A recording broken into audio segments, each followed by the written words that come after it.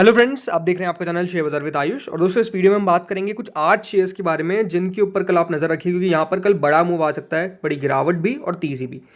अब बात करते हैं दोस्तों, फर्स्ट स्टॉक जो है विप्रो। अब देखिए, विप्रो के ऊपर हमको नजर क्यों रखनी है। वैसे तो देखिए, शेयर ऑलमोस्ट 452 रुपये 10 पैसे पर बंद होता है, 7 रुपये 75 पैसे की तेजी आई और 1.74% शेयर चला भी सही, लेकिन नजर इसलिए रखना है क्योंकि कंपनी के आए थे नंबर्स के ऊपर हमने सेपरेटली बात कर रखी है। लेकिन ये बात ध्यान रखिएगा, जो कंपनी की उसके बाद गाइडेंस निकल कर आई है वो थोड़ी सी मुझे बियरिश साउंड हुई।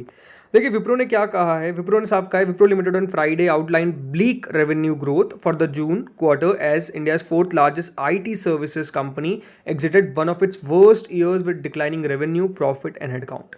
मतलब आप तीनों चीज देख लीजिए, कंपनी का रेवेन्यू भी घटा है, कंपनी का मुनाफा भी घटा है और कंपनी के जो हेड काउंट यानी एम्प्लॉयज़ है वो भी घटे।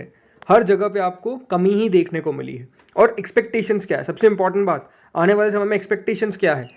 एक्सपेक्टेशंस यही है कि विप्रो ने ये तो जरूर देखिए एक बुरा साल खत्म किया है, लेकिन माना ये जा रहा है next quarter may be no better either. यानी जो अगला क्वार्टर है वहां पर भी आपको प्रॉब्लम्स देखने को मिल सकते हैं, वहां पर भी दिक्कतें आती हुई देखने को मिल सकती है। इस प्रकार की एक्सपेक्टेशंस है।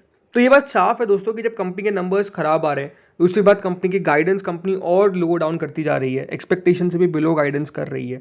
सो ये दिखाता है कि देखिए अभी भी आईटी सर्विसेज के अंदर, आईटी कंपनीज के अंदर प्रॉब्लम है, प्रॉब्लम काफ़ी बड़ी है। और उसको आई थिंक बाजार भी लगातार हम कह सकते हैं कि ऐसा नहीं कि बाजार ने कोई रिएक्शन नहीं दिया, ये शेयर्स चले ही नहीं, ये शेयर्स में गिरावट लगातार हमको देखने को मिली। क्यों? बिकॉज प्रॉब्लम दिख रही है और जिस तरीके से अभी भी देखिए एक स्लो डाउन देखने को मिल रहा है, ये एक बड़ी प्रॉब्लम है। इसीलिए कल हो सकता है कि देखिए विप्रो में आपको गिरावट देखने को मिले, हो सकता है कि फॉल देखने को मिले। कितना बड़ा फॉल देखने को मिलेगा, कितनी बड़ी तेजी देखने को मिलेगी, वो तो कल ही है। बिकॉज नंबर्स आते तो देखिए बाजार का मूड माहौल है, बाजार किस तरीके से रिएक्शन देता है। ये सिंपल सी बात है कि देखिए इस पर हम पॉसिबिलिटी लगा सकते हैं कि हाँ ये हो सकता है, ये हो सकता है। बट अगेन क्योंकि नंबर्स आए तो हो सकता है कि कल तेजी भी हो जाए या फिर हो सकता है कि कल गिरावट भी हो जाए। नेक्स्ट स्टॉक है दोस्तों जियो फाइनेंशियल सर्विसेज। सेम इनके भी नंबर्स निकल कर आए, करीबन 2% शेयर ऑलरेडी गिरता हुआ नजर आया था हमको फ्राइडे के सेशन में। जो कंपनी के नंबर्स है वहाँ पर भी आप देख सकते हैं सिग्निफिकेंट डाउन टर्न देखने को मिला है इनकी फाइनेंशियल परफॉर्मेंस में। और जो कंपनी है उन्होंने अपने नंबर्स जब रिपोर्ट करे तो कंपनी का जो नेट प्रॉफिट है वो करीबन 311 करोड़ पर आपको आता हुआ देखने को मिला। An alarming 80 year Y decline from rupees 1605 crore, ये हमको साफ देखने को मिला। बट ये बात ध्यान रखिए कि मैं आपको पहले बता रखा है कि इनके नंबर्स इसी प्रकार से आपको देखने को मिलेंगे। ज़्यादा बेहतर क्या है, ज़्यादा बेहतर यही है कि बाजार का रिएक्शन इस पर हमको किस प्रकार का देखने को मिलता है। बिकॉज बाजार उसी पे रिएक्शन देगा। वैसे तो देखिए नंबर्स में आप एक बात साफ देख सकते हैं कि जो कंपनी है उसका अब एग्जैक्ट बिजनेस कंपनी तलाश कर रही है। क्या देखिए, वो जो ब्रोकिंग का बिजनेस है वो हमको होता हुआ नजर आएगा, या कंपनी इंश्योरेंस के बिजनेस में जाएगी, या कंपनी किसी और में जाएगी, या कंपनी जो अभी आपको हाल ही में याद होगा अनाउंस किया है कंपनी ने कि वो साउंड जो बॉक्सेस है, राइट, जिस तरीके से वो पेटीएम और फोन पे सबके होते हैं, क्या उसमें जाएगी। आई थिंक वो सारी चीज़ें जो मार्केट यहाँ पर ढूंढ रहा है। वैसे तो देखिए शेयर ऑलरेडी चल चुका है and numbers to be honest कोई ऐसा नहीं था कि बहुत ज़्यादा चमत्कार आ गए, बहुत ज़्यादा शानदार आ गए, बहुत ज़्यादा दमदार आ गए। तो हो सकता है कि देखिए बाजार इसको और करेक्ट कर दे, क्योंकि शेयर ऑलरेडी लास्ट 6 महीने में दोस्तों 80% की चाल चल चुका है। तो हो सकता है कि इसके कारण हमको गिरावट देखने को मिल जाए मंडे के सेशन में, यानी कल के सेशन में। नेक्स्ट इज भारतीय हेक्साकॉम। वैसे तो देखिए शेयर ने ऑलमोस्ट जब से लिस्टिंग दी है तब से इन्वेस्टर्स को अनबिलीवेबल रिटर्न दिए हैं। और पिछले हफ्ते दोस्तों ये शेयर लिस्ट होने के बाद 23% चला है, बल्कि गिरावट ऑलरेडी इसमें 3% की आई फ्राइडे के सेशन में। उसके बावजूद भी शेयर में आपको इस प्रकार की दमदार तेजी देखने को मिली। 1,000 रुपये के पार दोस्तों शेयर जाता हुआ नजर आया। लेकिन इसके ऊपर एक थोड़ी सी नेगेटिव न्यूज़ है। नेगेटिव न्यूज़ क्या है? सरकार 15% हिस्सा भारतीय एक्सोकॉम में बेच सकती है। अब ये बात ध्यान रखिए, सरकार अगर अपना हिस्सा बेचती है, वैसे तो देखिए अभी तक अनाउंस नहीं किया है कंपनी ने कि सरकार हिस्सा बेचे है, फिर सरकार ने अनाउंस नहीं किया है, बट एक्सपेक्टेशंस है कि यहाँ पर हो सकता है कि भारतीय एक्सोकॉम में सरकार अपना हिस्सा बेचे। 15% उनका हिस्सा है, अभी नहीं बेचेगी, ये बात ध्यान रखिएगा। सरकार को लॉकिंग पीरियड रहेगा, उसके बाद जाकर सरकार बेच सकती है। बट द थिंग इज कि यहाँ ज़रूर यहाँ पर सरकार अपना हिस्सा बेचने के ऊपर विचार कर रही है। और क्योंकि ये खबर निकल कर आई है तो इस पर हो सकता है कि आपको थोड़ा सा सेलिंग प्रेशर भी देखने को मिल जाए कल के सेशन में। क्यों?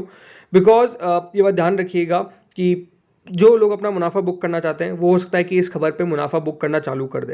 अब ये बात ध्यान रखिएगा, जो प्रोसीड है of IPO shall be paid as a special dividend from the profit of the company after deduction of expenses, taxes and any other expense as per the companies act, Sanjeev Kumar chairman TCIL told ET telecom. तो हो सकता है कि दोस्तों company जो है वो basically आपको स्पेशल डिविडेंड भी देती हुई नजर आए। अब ये आगे देखना है कि कब देती है, बट जरूर दोस्तों यहाँ पर हम कह सकते हैं कंपनी को जिस तरीके का रिस्पॉन्स मिला, जिस तरीके से स्टॉक ने बढ़िया अपमूव दिखाया, ये अपने आप में हम कह सकते हैं वो बढ़िया है। बट हाँ, ये बात जरूर है कि स्पेशल डिविडेंड की बात निकल कर आ रही है। ये अलग बात है कि शायद तक शेयर होल्डर को नहीं मिलेगा, ये मिलेगा किनको, गवर्नमेंट को और TCIL को मिल सकता है, शेयर होल्डर को भी आगे मिल सकता है, बिकॉज डिविडेंड अगर दे रही है तो सबको ही मिलेगा। बट लेट्स सी आगे क्या होता है।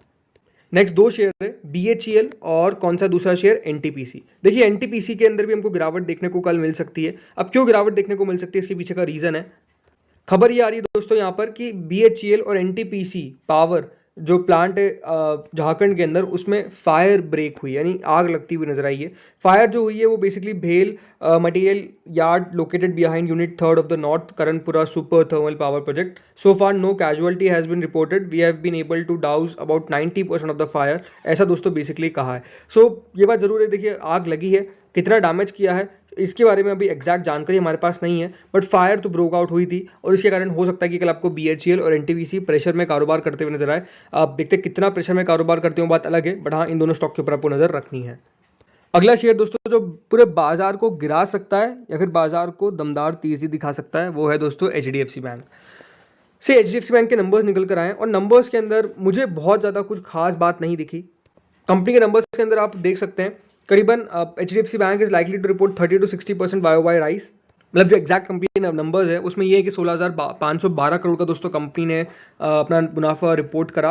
बट द थिंग इज कि देखिए नंबर्स आपको ठीक ठाक ही आते हुए देखने को मिले हैं, क्योंकि ये बात ध्यान रखिएगा उसके अंदर काफ़ी चीज़ें इंक्लूडेड है, जैसे HDFC कैडिला की प्रॉफिट जो है वो भी इंक्लूडेड है एंड HDFC भी इंक्लूडेड है। मतलब अगर आप साल बाय साल कंपनी को कंपेयर करते हैं, ये इंपॉर्टेंट बात है। कंपनी ने इससे प्रीवियस क्वार्टर में दोस्तों करीबन 16,373 करोड़ का प्रॉफिट दिया था, 16,512 करोड़ का प्रॉफिट इस बार दिया। सो ये बात जरूर है दोस्तों, कंपनी के नंबर्स आप Q1Q देख सकते हैं तो हाँ ठीक है, सुधरे हैं, अच्छे आए। बट ये बात जरूर है कि दोस्तों HDFC बैंक इतना बड़ा हो चुका है कि ये कितना शेयर चल पाएगा, ये अपने आप में क्वेश्चन बनता है। एंड क्योंकि हमने फ्राइडे को ऑलरेडी इसमें तेजी देख ली है, तो क्या बाजार इसको करेक्ट करेगा, ये भी अपने आप में क्वेश्चन हो सकता है।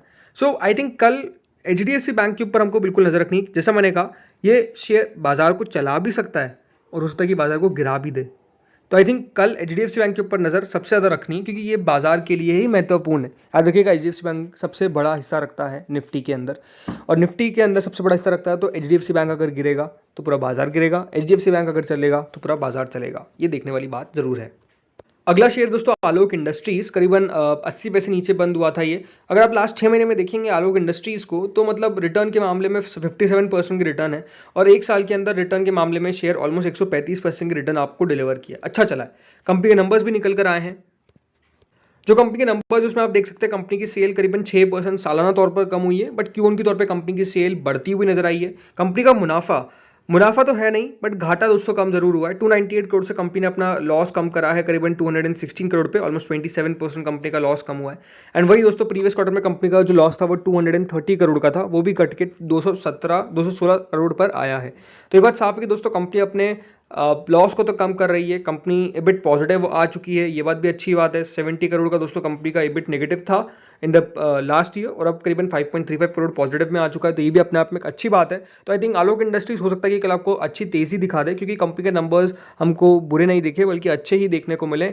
ये बात जरूर कि कंपनी की सेल्स में आपको गिरावट देखने को मिली है, बट Q1 के तौर पर परफॉर्मेंस कंपनी की अच्छी दिखती है YOY में कंपनी का, क्योंकि मुनाफा नहीं आया बट घाटा कम हुआ है, ये एक अच्छी बात है। Now the last stock is Sterling and Wilson. इसके अंदर कल बड़ी तेजी आ सकती है। क्यों आ सकती है?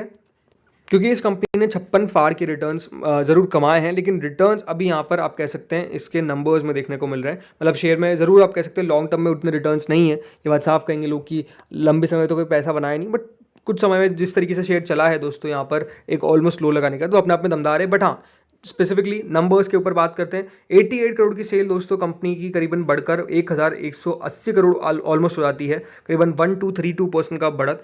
Q1Q भी आपको अच्छा खासा बढ़त देखने को मिला। कंपनी जो करीबन 421 करोड़ के घाटे में थी पिछले साल, अब 1 करोड़ 40 लाख के मुनाफे में आ चुकी है। तो कंपनी मुनाफा रिपोर्ट किया है, सबसे बड़ी बात यही है, और इससे प्रीवियस क्वार्टर में 62 करोड़ का कंपनी ने घाटा रिपोर्ट किया था। तो ये बात साफ देख सकते हैं कि कंपनी के नंबर्स काफी अच्छे देखने को मिल रहे हैं, और इसी के कारण कल ये शेयर आपको चलता हुआ नजर आ सकता है। दोस्तों इस वीडियो में इतना ही था, होपफुली आपको वीडियो बढ़िया लगा होगा। अगर लगा तो लाइक कर देना, चैनल से पहली बार जुड़ो सब्सक्राइब कर देना। Thank you friends watching this video.